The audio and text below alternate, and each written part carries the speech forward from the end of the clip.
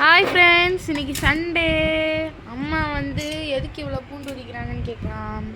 ஏம்மா இவ்வளோ பூண்டு? ஒரு வாரத்துக்கு அரைச்சி வச்சுக்கிறதுக்குமா. ஸ்டோர் பண்ணி வச்சுக்கிங்களா? ஆமாம். ஏன்னா டக்குன்னு ஸ்கூலுக்கெலாம் இப்போ ரெடி பண்ணணும். ஒரு உருளைக்கிழங்கு வறுவல், வாழைக்காய் வறுவல் இதெல்லாம் பண்ணுறதுக்கு ஒரு காலிஃப்ளவர் சில்லி மாதிரி போட இதெல்லாம் யூஸ் பண்ணலாம் அப்படின்றதுக்காக நான் எப்பயுமே ஒரு வாரத்துக்கு தகுந்த மாதிரி அரைச்சி வச்சுக்குவேன்டா.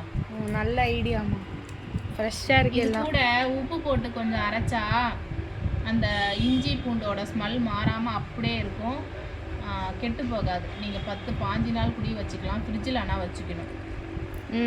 சூப்பர் ஐடியா இது. அப்புறம் சண்டே ஸ்பெஷல் என்ன?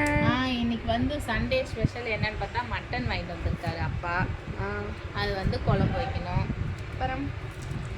அப்புறம் அந்த குழம்பு வச்சிட்டோம்னா மதியம் அதோடய விட்டுறலாம். ரசம் சாதம் மட்டும் செஞ்சால் போதும். இப்போ காலையில் வந்து மட்டன் குழம்பு இட்லி தானே வச்சுட்டு இருக்கீங்களா? ஓகே, பாய்.